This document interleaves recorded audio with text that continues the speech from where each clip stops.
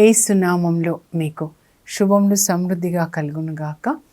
మధురం నీ వాక్యం అనే కార్యక్రమానికి స్వాగతం. ఈరోజు మనము నీతిమంతులు తమ తండ్రి రాజ్యంలో సూర్యుని వలె ప్రకాశింతురు అనే అంశాన్ని ధ్యానించుకుందామండి.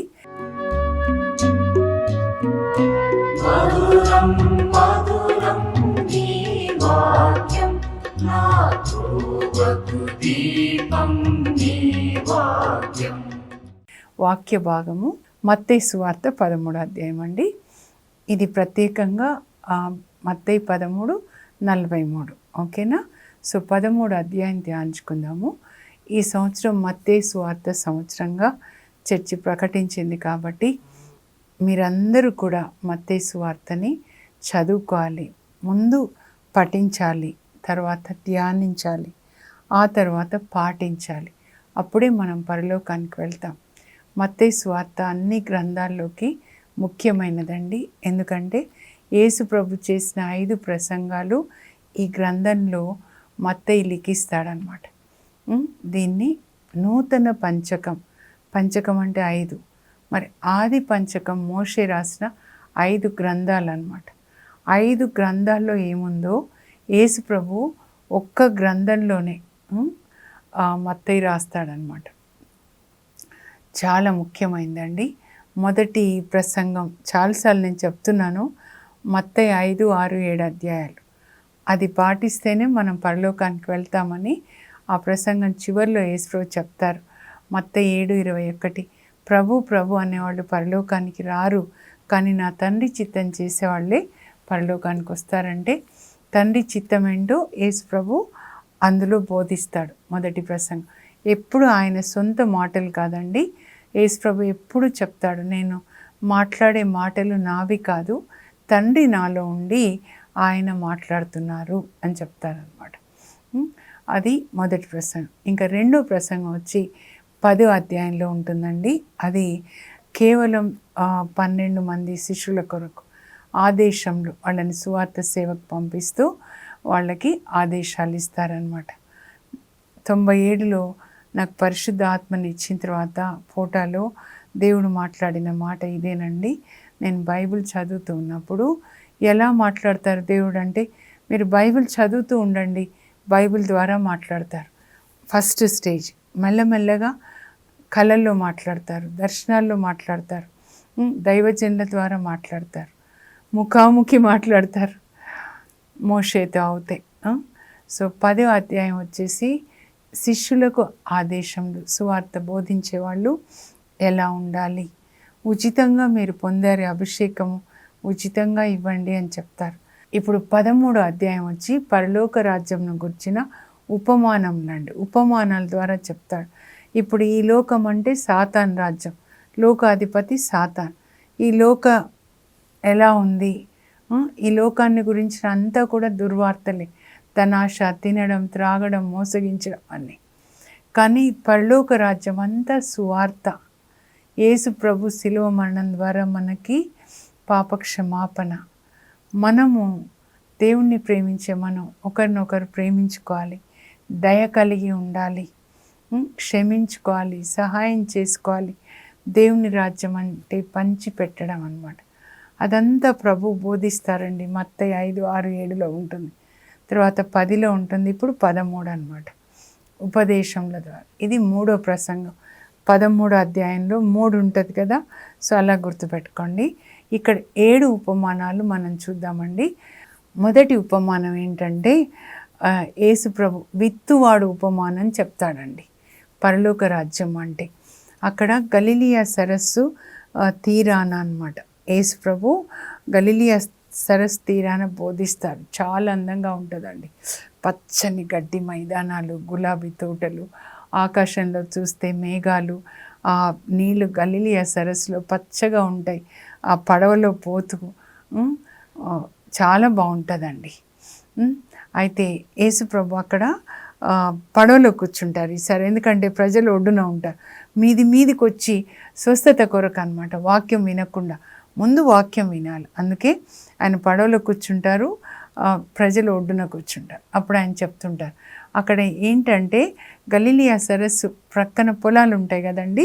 ఇది ఇలాగే వర్షాకాలం విత్తనాలు వేస్తూ ఉన్నాడు, విత్తువాడు విత్తనాలు వేస్తున్నాడని. కాబట్టి అది చూస్తున్నారు. కాబట్టి యేసు ప్రభు ఆ ఉపమానం ద్వారా చెప్తాడు. ఎంత చక్కగా సింపుల్గా అన్నమాట. బైబిల్లో చాలా ఈజీగా అర్థమయ్యేది మత్తయి సువార్త, లూకా సువార్త అండి. మార్కు కూడా, కానీ నేను ఎక్కువ చదివింది మత్తయి అన్నమాట. అందుకే చెప్తున్నాను. విత్తనాలు వేస్తూ ఉన్నాడు. వేస్తుంటే ప్రభు చెప్తారు, కొన్ని త్రోవ ప్రక్కన పడ్డాయంట.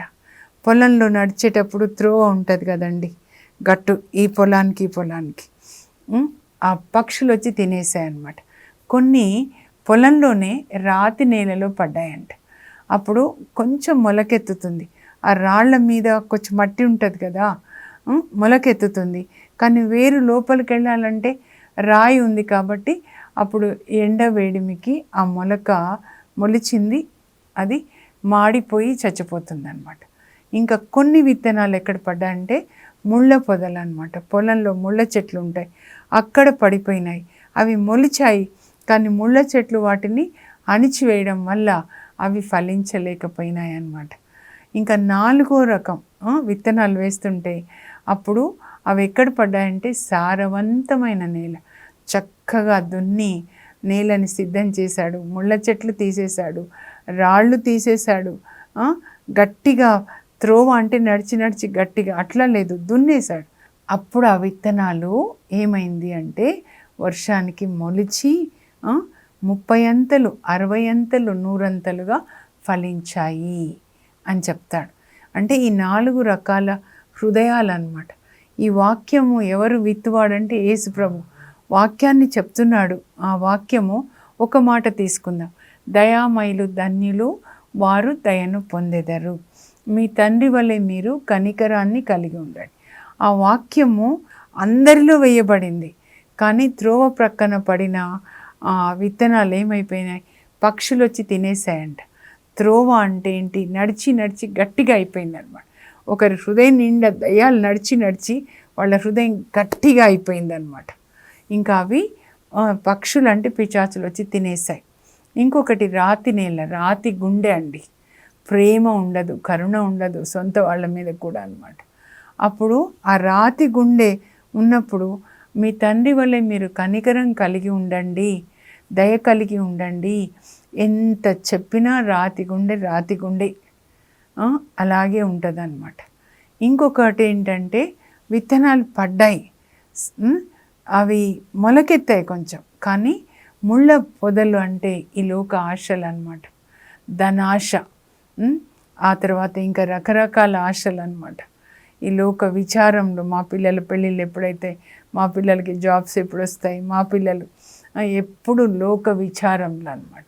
అది అందువల్ల ఈ ధనాశ కానీ లోక సంబంధమైన విచారాలు ముళ్ళ పొదల్లాగా ఈ దేవుని యొక్క వాక్యాన్ని ఎదగకుండా చేస్తాయి. వింటారు, కొంచెమే అలా వస్తుంది, ఇంకా ఆవేశం వస్తుంది, నేను కూడా ఇలాగే ఉండాలని. కానీ ఆ ముళ్ళ పొదలు, అందుకే ఇర్మియా 4:3 ఇర్మియాతో ప్రభు చెప్తారు, ముళ్ళ పొదల్లో మీరు విత్తకండి, ముందు భూమిని సరి చేయండి. రైతు ఎలా దున్నుతాడు అన్నీ తీసేస్తాడు, అలా చేయండి అని చెప్తారనమాట. ఇంకా 4వ రకమైన మనుషులు ఏంటంటే సారవంతమైన నేల అండి. ఏ విత్తనం పడుతుందో దాన్ని వాళ్ళు వెంటనే ఆ వాక్యాన్ని పాటిస్తారనమాట. మీరు కరుణ కలిగి ఉండండి అంటే కరుణ కలిగి జీవిస్తారు. అందుకే వాళ్ళ పొలాలు అమ్మే ఆదిమ సంఘం వాళ్ళు బర్నబా, లేకపోతే ఈ అమ్మాయి ఎవరు, విశ్వాసి, తబిత, అందరూ కూడా వాళ్ళకి ఉన్నది అమ్మేసి అందరితో పంచుకుంటున్నారు. దేవుని రాజ్యం అంటే పంచుకోవడం, కరుణ కలిగి ఉండడం, క్షమించడం, అలా జీవిస్తున్నారు. ప్రతి వాక్యాన్ని వాళ్ళు విధేయిస్తున్నారనమాట. సారవంతమైన నేల, మీ హృదయం అలా ఉండాలని దేవుడు కోరుకుంటున్నాడు. ఇంకా 2వ ఉపమానం ఏంటంటే గోధుమలు కలుపులు అండి. ఇక్కడ ప్రపంచము అని చెప్తాడనమాట. ఇప్పుడు పరలోక రాజ్యము ఎలా ఉంది అనంటే, పరలోక రాజ్యము తన పొలం నందు మంచి విత్తనములను చల్లిన వానిని పోలి ఉన్నది. పరలోక రాజ్యం అంటే యేసు అనుకోనండి. మంచి విత్తనములను చల్లినవాడు యేసు ప్రభు అన్నమాట. అయితే మంచి విత్తనాల్ని యేసు ప్రభు చల్లుతున్నాడు. కానీ ఆ పగవాడు వచ్చి మరి నిద్రించు వేళ కలుపుల్ని చల్లి వెళ్ళాడంట. ఇప్పుడు గోధుమల్ని చల్లాడు కదా, కాబట్టి గోధుమలు వచ్చాయన్నమాట. మరి పగవాడు సాతాను వచ్చి కలుపులు చల్లాడు, గురుగులు అని ఉంటుంది ఇంకో ట్రాన్స్లేషన్లో. అప్పుడు ఈ కలుపులు కూడా వచ్చాయన్నమాట. అప్పుడు ఈ యజమానుడు మరి మంచి విత్తనాలు చల్లాడు కదండి. సో ఈ పని వాళ్ళు సేవకులు అంటారు, మీరు మంచి విత్తనాలు కదా చల్లారు గోధుమలు, మరి కలుపులు ఎక్కడి నుంచి వచ్చాయి? నాకు కూడా అలాగే అనిపిస్తుంది, పొలం దున్ని మంచి విత్తనాలు వేస్తే కలుపులు ఎక్కడి నుంచి వచ్చాయని. సాతాను ఆ కలుపుల్ని చల్లాడనమాట. అప్పుడు పని వాళ్ళు అంటారు, అయ్యా ఈ గోధుమలతో పాటు కలుపులు కూడా ఉన్నాయి కదా, మేము వెళ్ళి ఆ కలుపులన్నీ తీసేయమా? మనం తీస్తాం కదా, కలుపులు తీస్తాం కదా పొలంలో. అప్పుడు యజమానుడు వద్దు అలా చేయకండి, మీరు కలుపులు తీసేసేటప్పుడు పొరపాటున మీరు గోధుమల్ని కూడా పెరికేస్తారేమో, అవి అలాగే పెరగనిండు, కోతకాలం వరకు అలాగే ఉండనివ్వండి. అప్పుడు కోతకాలం వచ్చినప్పుడు నేను నా సేవకులకి చెప్తాను, ముందు మీరు కలుపులని తీసేసి కట్టలు కట్టి అగ్నిలో వేయండి. మరి నీతిమంతులని ఈ ఏం విత్తనాలు అంటే నీతిమంతులు అనే విత్తనాలు అన్నమాట. వీళ్ళని నా గిడ్డంగులలో పోగు చేసి నా గిడ్డంగులలో దాచండి అని చెప్పి ఏమంటారంటే, యేసు ప్రభు దీని అర్థం ఏంటి ప్రభు అని అడుగుతారనమాట శిష్యులు. అంటే ఈ పొలము అంటే ఈ ప్రపంచమయ్యా, మనుష్య కుమారుడు మంచి విత్తనాలు అంటే నేను నీతిమంతులు అనే నీతి వృక్షాల్ని నాటుతున్నాను. అబ్రహాం ఒక నీతిమంతుడు కదండి, నెహిమియా నీతిమంతుడు కదా, అలా నీతిమంతులు అనమాట. యోబు, వీళ్ళందరూ కూడా నీతిమంతులుగా ఉన్నారు. నీతిమంతులు ఎజ్రా, జెకారియా, ఎలిజబెత్ అమ్మలు నీతిమంతులు. ఈ నీతిమంతులు అనే మనందరం కూడా దేవుడు మనల్ని నీతి వృక్షాలుగా ఈ లోకంలో నాటాడు, మనం నీతి ఫలాలు ఫలించాలని. అయితే సాతాను దుష్టులు అనేటటువంటి కలుపలని నాటుతున్నాడు అనమాట.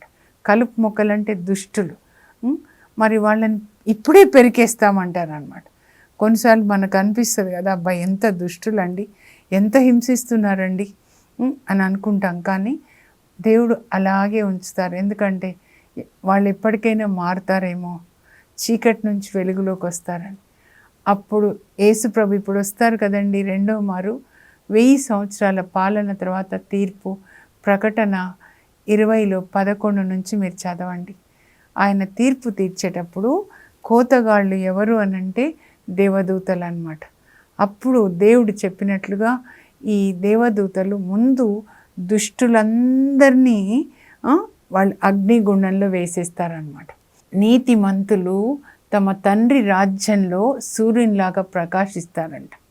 వాళ్ళ నీతి సూర్యునిలాగా ప్రకాశిస్తుంది.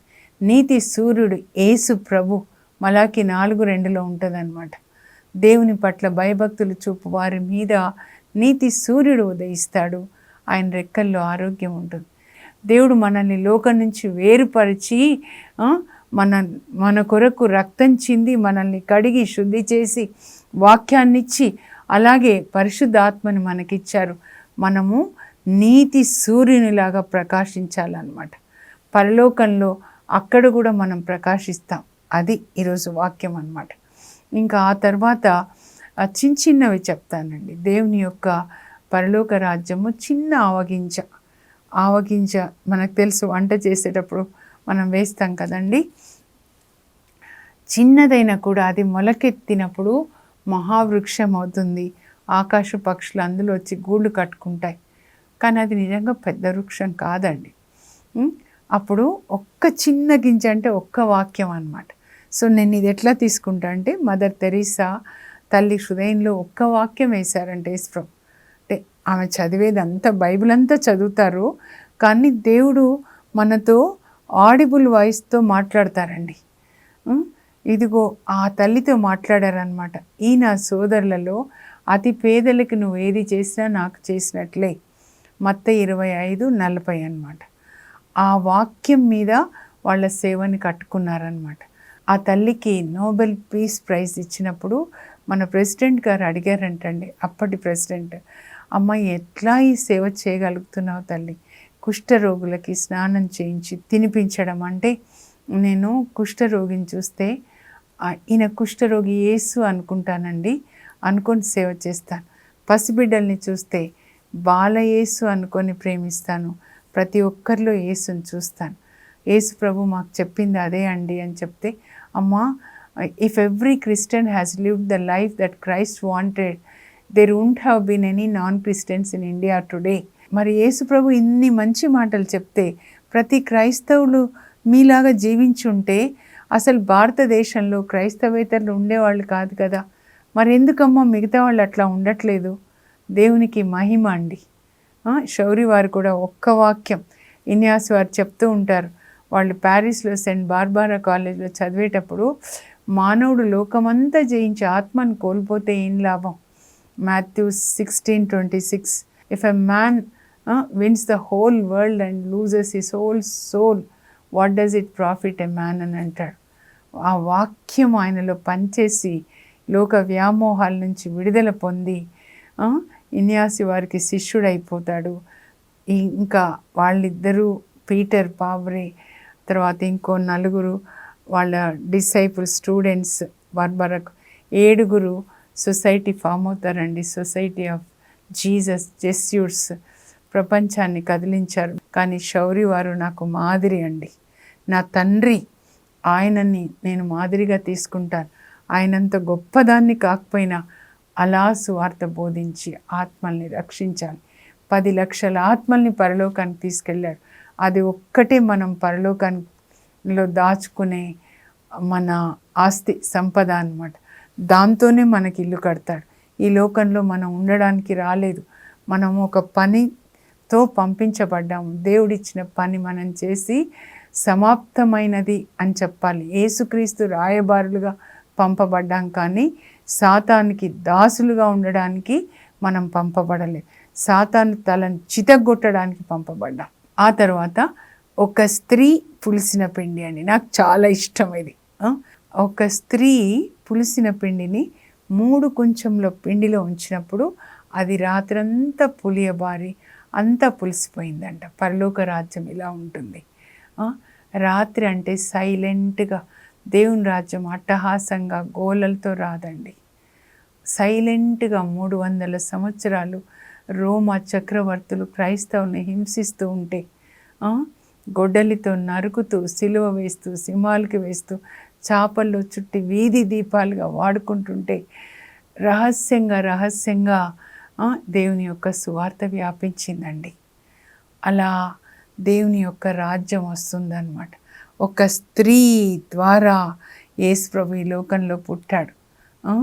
గలతీ 4:4లో చెప్తాడు, సమయము ఆసన్నమైనప్పుడు, కాలము పరిపూర్ణమైనప్పుడు దేవుడు తన కుమారుణ్ణి పంపించాడు.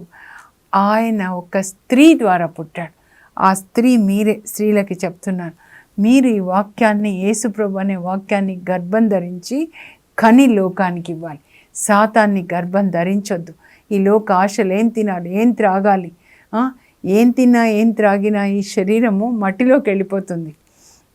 నన్ను ఒకరు అడిగారండి, వీళ్ళు నీతిమంతులు దేవుని రాజ్యంలో సూర్యునిలాగా ప్రకాశిస్తారు, దుష్టులు నరకంలో అగ్నిలో కాలిపోతూ ఉంటారు, అక్కడ అగ్ని చల్లారదు, పురుగు చావదు, యేసుప్రభువే చెప్తారంటే, మరి మట్టిలోకి వెళ్ళిపోతుంది కదా ఈ శరీరం, మరి నరకంలోకి ఎట్లా వెళ్ళిపోతుంది? ఎంత జ్ఞానం ఉంది చూడండి. నేను అన్నాను, ఈ మట్టిలోకి వెళ్ళిపోయేది మట్టి శరీరం, అది మనం కాదు. మనం ఆత్మ, దేవుడు ఆత్మ, మన తండ్రి, మన ఆత్మ తన శ్వాసను ఊదాడు. ఈ ఆత్మ వాక్యం ప్రకారం జీవిస్తే పరలోకానికి వెళ్తుంది. శరీరం చెప్పినట్లు తింటూ త్రాగుతూ పాపంలో జీవిస్తే నరకానికి వెళ్ళి కాలుతుంది. ఆత్మని గురించి బైబిల్లో నూతన నిబంధన అంతా కూడా ఆత్మని గురించి, అంతరంగ పురుషుని గురించి నేను ధ్యానించుకున్నాను చూడండి. ఒక స్త్రీ ద్వారా ఆయన పుట్టాడు. ఇప్పుడు మనం కూడా అలా ఉండాలి. చివరి రోజులలో 68 కీర్తన 11లో ఏమని రాయబడి ఉంటుందంటే, సువార్తని బోధించే స్త్రీలు సైన్యంలాగా వస్తారు. అంత్య దినాల్లో ఎక్కువ మంది స్త్రీలని దేవుడు సేవ కొరకు అభిషేకిస్తాడండి. కుటుంబాల్లో కూర్చొని స్త్రీలు దేవుని యొక్క వాక్యాన్ని ధ్యానించుకోవాలి. లోకం ముచ్చట్లన్నీ మానేసేయండి. మీ పిల్లలకి అందరూ స్త్రీలు కూర్చొని బైబిల్ చదువుతూ అందరి కొరకు ప్రార్థించండి. అందరూ పరిశుద్ధాత్మని పొందాలి. అంత్య దినాల్లో అందరి మీద నా ఆత్మని కుమ్మరిస్తాను. యోవేలు 2:28. అందరూ మీ పుత్రికలు దేవుని సందేశాన్ని ప్రకటించాలి. ఈ వాగ్దానాలు పట్టుకొని ఇది పట్టుకోండి. ఒక స్త్రీ, ఆ స్త్రీ నేనే ప్రభు అని. ఇంకా దేవుని యొక్క పరలోక రాజ్యము పొలంలో దాచబడిన ధనంలాగా ఉంది. పరలోక రాజ్యం అంటే యేసు అని రాసుకోండి అక్కడ. ఇది పొలం అంటే మన హృదయం అన్నమాట. పరలోక రాజ్యం యేసు ప్రభు, ఆయన యొక్క వాక్యం అంతా. పొలంలో దాచబడిన ధనం. లాకర్లో బంగారం దాచుకొని చూస్తాం, అబ్బా అబ్బా అబ్బా ఎన్ని గొలుసులని. మన హృదయంలో 73 గ్రంథాలు ఉండాలి. అబ్బా ఎంత బాగుంది మత్తయి సువార్త, ఎంత బాగుంది లూకా సువార్త. ఇక్కడ దాచుకోవాలన్నమాట. అప్పుడు పొలంలో దాచబడిన ధనాన్ని కనుగొన్న తర్వాత ఒకడు తన ఆస్తి అంతా అమ్మి దాన్ని కొనుక్కుంటాడంట. సెయింట్ ఫ్రాన్సిస్ ఆఫ్ అసిసి పునీతులందరూ అంతేనండి. యేసు ప్రభు కొరకు ఈ లోక ధనమంతా అమ్మేసి వాళ్ళ జీవితాల్ని ఆయనకిస్తారు. మీ హృదయంలో ఇదంతా పొలంలో దాచబడిన ధనంలాగా ఉండాలి. అందుకే పౌలు అంటాడు ఎఫెసీ 3:16లో, విశ్వాసం వల్ల క్రీస్తు మీ హృదయంలో నివాసం ఏర్పరచుకొనును గాక. కొలొస్సీ 3:16లో, క్రీస్తు యొక్క సందేశము మీ హృదయాల్లో సమృద్ధిగా ఉండనిండు, మీరు ప్రేమ కలిగి ఉండండి. ఇంకా ఏంటంటే పరలోక రాజ్యము ఆణిముత్యంలో వెతికే వర్తకునిలాగా ఉంది. ఆ వర్తకుడు ఆణిముత్యాలు ఎక్కడ మంచివి దొరుకుతాయని, అది దొరికిన తర్వాత, దాన్ని కనుగొన్న తర్వాత అంతా అమ్మి దాన్ని కొనుక్కుంటాడనమాట. మన హృదయం కూడా అట్లా వెతకాలి. ఈ సముద్రం అనే బైబిల్ గ్రంథంలో వజ్రాల్ని వెతుక్కోవాలి, పగడాల్ని వెతుక్కోవాలి, లోపలికి డీప్గా వెళ్ళాలి. పౌలు యొక్క లెటర్స్ మనకు అర్థం కావాలంటే లోపలికి అనమాట. పైన అనుకోండి మత్తయి సువార్త సింపుల్గా ఉంటుంది, లూకా సువార్త, యోహాన్ కిందికి వెళ్ళిపోవాలి, అపోస్తుల కార్యాలు డీప్గా వెళ్ళిపోవాలన్నమాట. సముద్రం లోపలికి వెళ్తే పగడాలు దొరుకుతాయి మనకి, పర్ల్స్ దొరుకుతాయి. ఇది తర్వాత ఇంకేంటంటే పరలోక రాజ్యము సముద్రంలో వేయబడిన వలలాగా ఉందంట. అప్పుడు వల వేసిన తర్వాత వచ్చిన చేపలు మంచి ఒక బుట్టలో, చెడు ఒక బుట్టలో అనమాట. అప్పుడు ఏం చేస్తారు, ఈ చెడు చేపల్ని అగ్నిగుండంలో వేసి కాల్చేస్తారు. అంటే దుష్టులు అనమాట, దుష్ట పనులు, అవినీతి, చీకటి పనులు చేసేవాళ్ళు. మంచి చేపలు అంటే నీతిమంతులు పరలోక రాజ్యంలో, దేవుని యొక్క రాజ్యంలో సూర్యునిలాగా ప్రకాశిస్తారు అని చెప్తారు. ఓకేనా?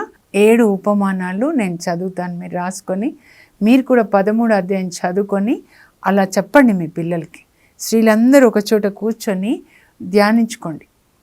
నీతిమంతులు తమ తండ్రి రాజ్యంలో సూర్యుని వలె ప్రకాశింతురు. వాక్య భాగము మత్తయి 13. విత్తువాని ఉపమానము, గోధుమలు కలుపు గింజలు ఉపమానం, ఆవగింజ ఉపమానం, పులిసిన పిండి ఉపమానం, దాచబడిన ధనం ఉపమానం, ఆణిముత్యములు వెదకు వర్తకుని ఉపమానం, సముద్రంలో వేయబడిన వల ఉపమానం. మనం నీతిమంతులుగా ఉండాలండి. అంటే మన హృదయంలో దేవుని యొక్క వాక్యం దాచబడిన ధనంలాగా ఉండాలి. పరలోక తండ్రి, మీ పరిశుద్ధ నామమునకు స్తోత్రం కలుగును గాక. దేవుని రాజ్యం అంటే తినుట త్రాగుట కాదు, కానీ పరిశుద్ధాత్మయస్సుకు నీతి, శాంతి, సంతోషం. యేసయ్య, మీరు పరలోకం నుంచి దిగి వచ్చి పరలోక రాజ్యం ఏంటి అని మాకు బోధించారు.